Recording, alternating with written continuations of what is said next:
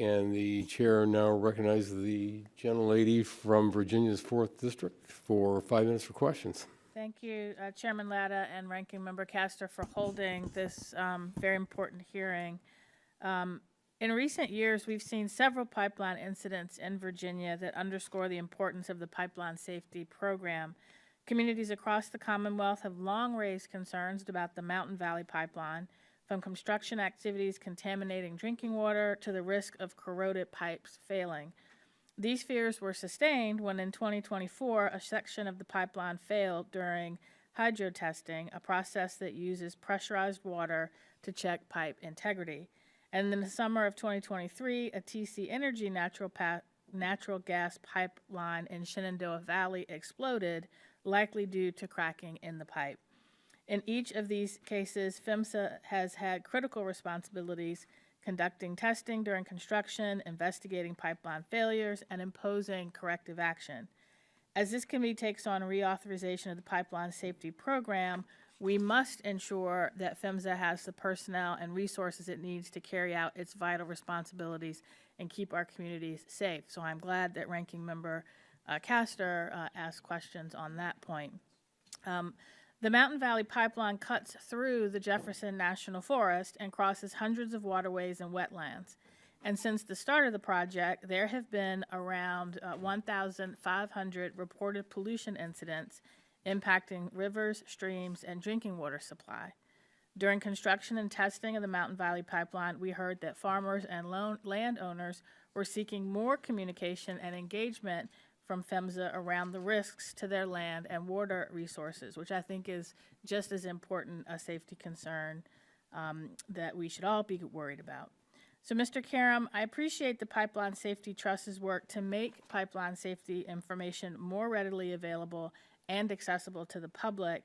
And in addition to addressing the reckless workforce cuts that we have seen, how would you recommend that PHMSA improve its efforts to prevent pollution incidents and better engage community members?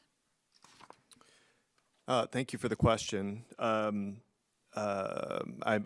think it comes back to strong regulations and effective enforcement and pipeline safety management systems in order to limit these incidents, and really all three need to work together. There's lots of room for improvement on all three, and I hope the committee is looking to take that on. As far as community engagement, the Pipeline Safety Trust has really believed that an Office of Public Engagement at PHMSA would be a big improvement. Public engagement hasn't been a strength of the agency historically, but they have made improvements in recent years. But I hate to see how going from 13 employees down to 3 is going to backpedal that progress that they've made. I agree with that. Community members and environmental groups have long raised concerns about potential corrosion issues in the Mountain Valley Pipeline in particular, which has been laying in fields exposed to the elements for years before all permitted approvals were forced through in the 2023 debt ceiling bill. Corrosion is also a growing issue for pipelines in coastal areas where rising sea levels and saltwater intrusion exacerbated by climate change are speeding up pipe degradation. So, Mr. Caram, as we look at reauthorizing this pipeline safety program, what additional authorities or resources does PHMSA need to better address corrosion control to ensure pipeline safety? So there's two main defenses against corrosion. One is coating. That's really the first line of defense. And when coating fails, the second line of defense is cathodic protection. PHMSA has made some improvements to the cathodic protection on natural gas transmission pipelines recently, and we look forward to seeing how those are impacted, how those impact failures and effects of corrosion. But there aren't specific regulations on the condition of coating. They're pretty vague, and they leave a lot up to the operator's judgment.